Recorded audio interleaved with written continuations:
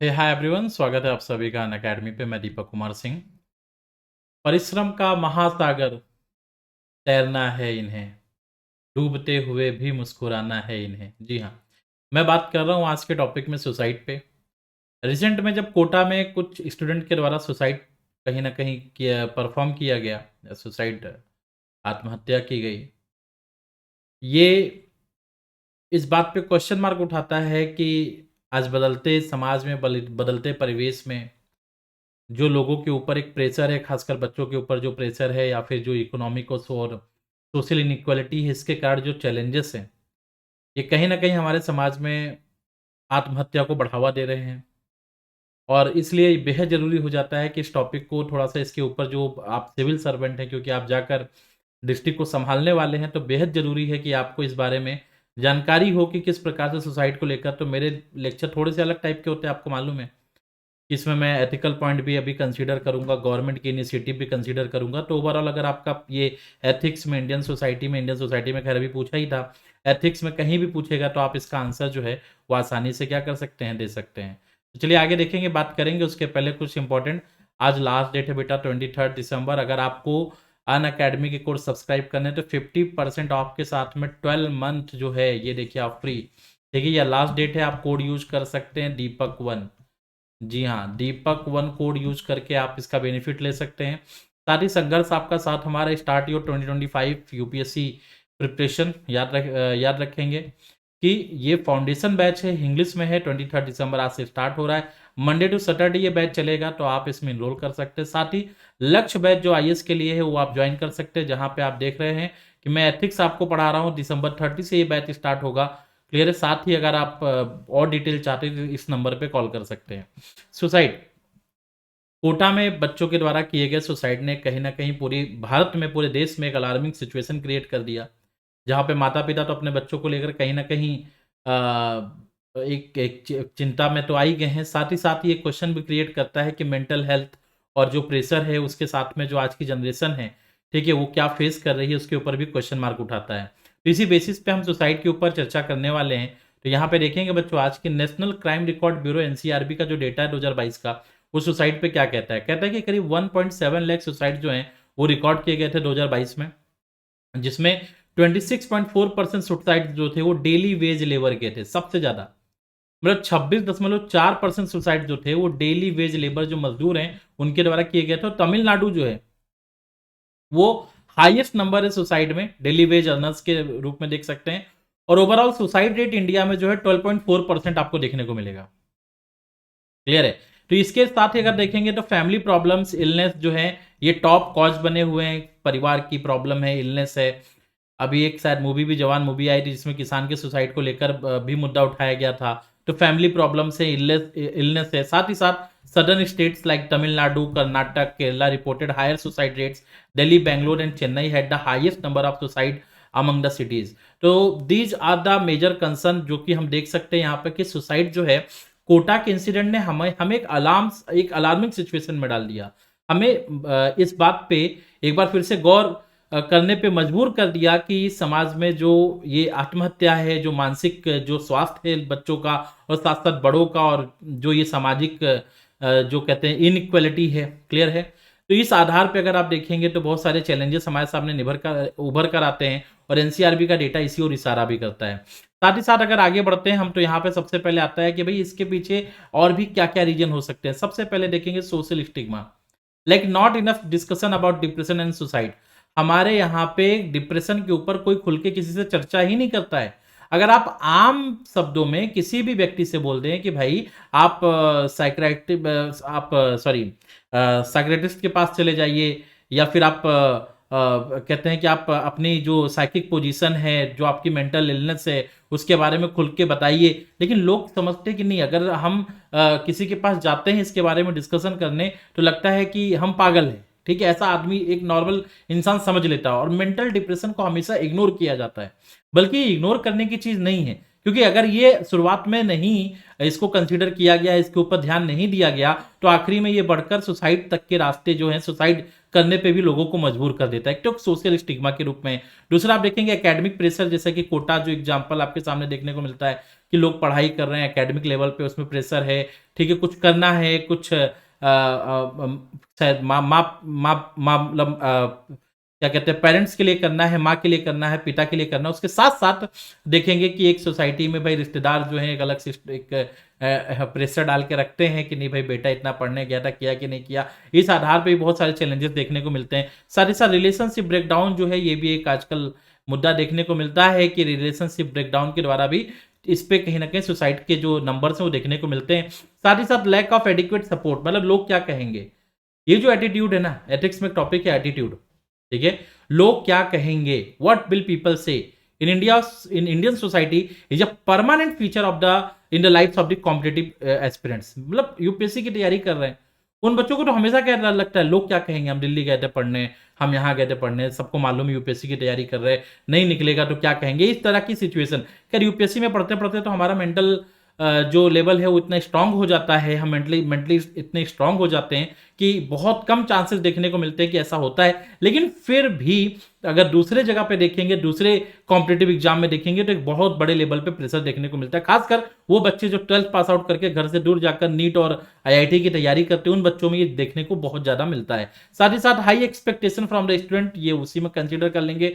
Mental issues like anxiety disorder है, depression है, personality disorder है, तो इस तरीके की इश्यूज हैं। लाइक फॉर एग्जांपल इलनेस, ठीक है, ये भी एक बहुत बड़ा कॉज है, ठीक है, तो इलनेस भी देखने को मिलेगा, शायद यहाँ पे लिखा ही भी हुआ था, यहाँ पे नहीं लिखा है तो आप, हाँ, ये फैमिली प्रॉब्लम एंड इलनेस, ठीक है, पारिवारिक समस्याएं और जो इलनेस से बीमारियां हैं, ठीक है, इनके कारण भी सुसाइड के रेट सबसे ज्यादा देखने को मिले हैं हमारे भारत में, ठीक है। साथ में साथ डोमेस्टिक वायलेंस है, ठीक है, और क्या कह सकते हैं कि डोमेस्टिक वायलेंस के साथ साथ आप देखेंगे कि हमारे यहाँ पे सुसाइड के और भी अन्य, मतलब जो सबसे बड़ा कारण तो यही देखने को मिलता है, सोशल स्टिग्मा, कि लोग डिस्कस करते ही नहीं है। मुझे तो मानना है कि शुरुआत यहीं से है। अगर डिस्कशन हो जाए, चीज़ों को आप किसी से खुल के बोल पाए, तो आप कहीं ना कहीं ये हरकत, ये जो चीज़ है सुसाइड, आत्महत्या, कहीं ना कहीं इसको करने से आप रुक जाएंगे। और बेहद जरूरी है, मैं तो आप सबसे अपील करता हूं कि कभी आपको भी कुछ ऐसा प्रॉब्लम हो तो किसी से शेयर करें, ठीक है। साथ ही साथ आगे बढ़ेंगे कि इसमें ethical issues in this case क्या है। सबसे पहले मैं यहाँ पे मॉरलिस्ट की बात करूं। मॉरलिस्ट में अगर आप देखेंगे, कांट है और दूसरे प्लेटो है, ठीक है, ये दोनों कड़े रूप से निंदा करते हैं आत्महत्या की, ठीक है। जैसा कि suicide prevention is a moral obligation, ठीक है, आत्महत्या को रोकना, आत्महत्या को कम करना, ठीक है, आत्महत्या को समाप्त करना, ये हमारी मॉरल ड्यूटी है। और हम सभी को ध्यान देना चाहिए कि हमारे आसपास जो भी एनवायरनमेंट में कोई ऐसा व्यक्ति है जो इस तरीके से परेशान है, डिसऑर्डर में है, मेंटली प्रॉब्लम में है, तो हमें उसके साथ समय बिताना चाहिए, उसको समझाना चाहिए। कांटियन फिलॉसफी कहती है कि humanity should be considered at an end in itself. Humanity ही सबसे बड़ा एंड होना चाहिए।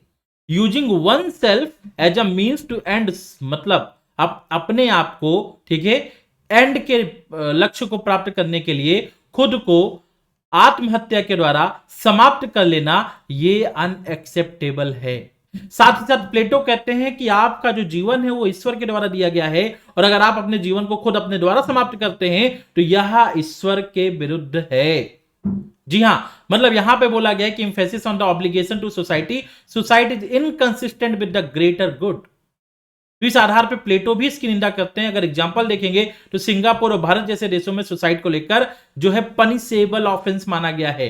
अगर आप आत्महत्या करते हैं, बच जाते हैं और उसके बाद फिर आप पकड़े जाते हैं, तो भाई साहब यहां पे आपको ध्यान देना होगा कि आपको जेल में चक्की तो पीसनी पड़ेगी, ठीक है।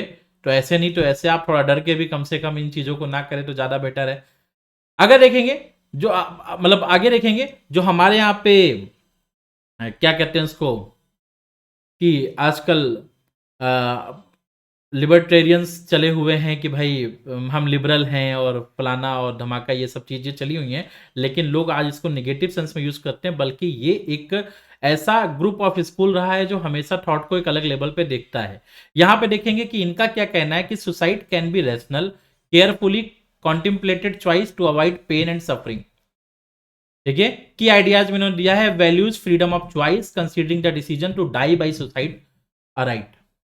क्लियर है? तो यहां पे देखेंगे suicide can be rational, carefully, contemplated, ठीक है, choice to avoid pain and suffering. ठीक है, अब ये इन्होंने थोड़ा अलग लेवल पे इसको लेके रख दिया।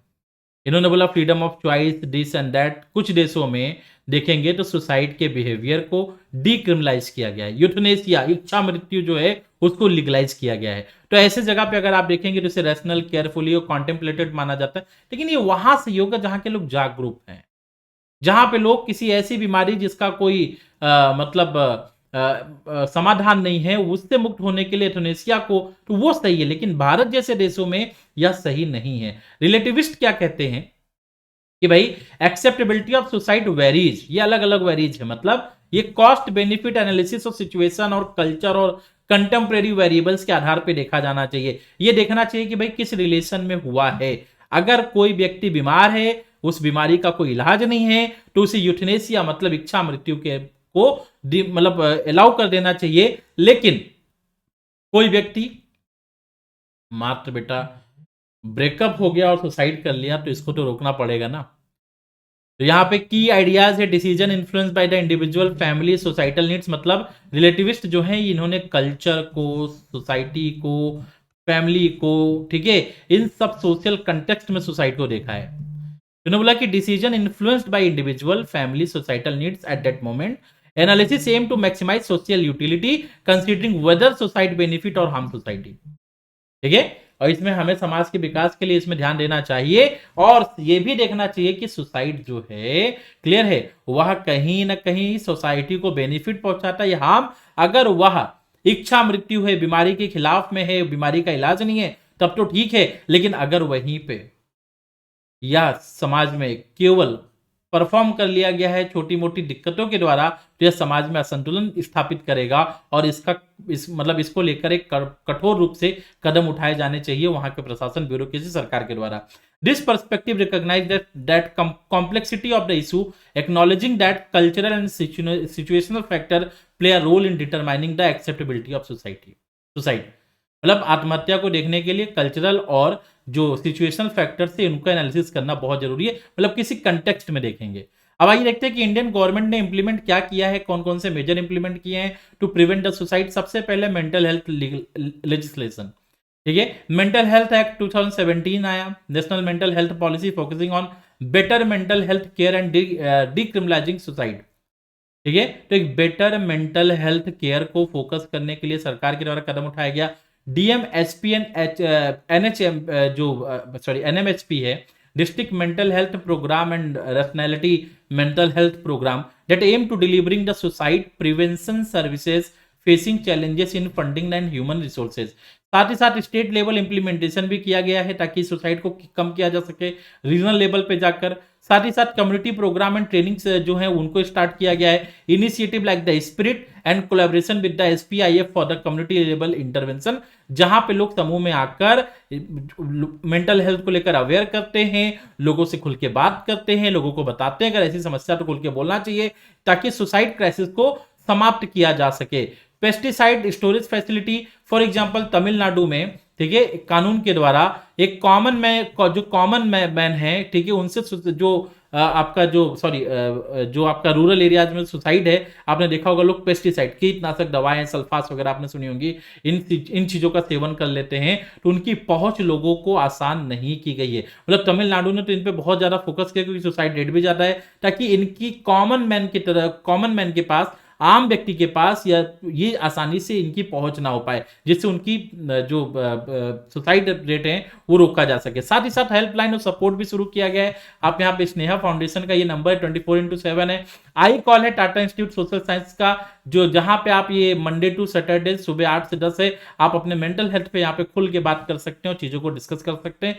साथ ही साथ इकोनॉमिक एंड सोशल कंसिडरेशन जो है उस पर भी गवर्नमेंट फोकस कर रहा है, addressing the higher suicide risk among the lower income group. जो लोअर इनकम ग्रुप है उनमें हाई सुसाइड रिस्क है, तो उनके ऊपर कहीं ना कहीं बात करना। ब्रॉडर सोशियो इकोनॉमिक फैक्टर्स पे सरकार काम कर रही है। साथ ही साथ national alliance for suicide prevention एक कोलैबोरेटिव एफर्ट फोकस किया गया है कम्युनिटी बेस्ड इंटरवेंशन पे, जिन्होंने प्रायोरिटाइज किया है कि experience of the individual at risk, और यहां पे फोकस किया जा रहा है कि सुसाइड को कम करने के लिए रिसर्च हो रहे हैं हिसाब से, ठीक है, और नेशनल लेवल पे अलायंस डेवलप किया गया है ताकि इसको कम किया जा सके। साथ ही साथ implementation challenges issuing with funding, human resources, state level execution, ठीक है, इन सभी को भी कहीं ना कहीं सरकार काउंटर करके और बेहतर इंफ्रास्ट्रक्चर डेवलप कर रही है जिससे सुसाइड को रोकने के लिए आगे बहुत सारे कदम उठाए जा सके। तो दीज आर द पॉइंट जो मैंने आज की क्लास में आपसे डिस्कस किए। मैं इसी की तरीके से और भी इंपॉर्टेंट पॉइंट आपके साथ लेकर आया करूंगा, ठीक है। Thank you so much for watching this session. साथ ही साथ जो बच्चे यूपीएससी में मॉक इंटरव्यू दे रहे हैं, आप हैं, अगर आप नहीं हैं, आप किसी जानने वाले को जानते हैं, तो आप यहाँ पे उनको डैफ के बारे में, आप डैफ एनालिसिस वगैरह सारी चीजें, ये सारे जो पॉइंट है हम कवर करा रहे हैं अनअकैडमी की तरफ से। लास्ट माइल जो है इसमें ये ज्वाइन कर सकते हैं, इनरोल कर सकते हैं, लिंक आपको डिस्क्रिप्शन बॉक्स में मिलेगा। Thank you so much for watching this session. Bye bye, take care, have a great day, thank you.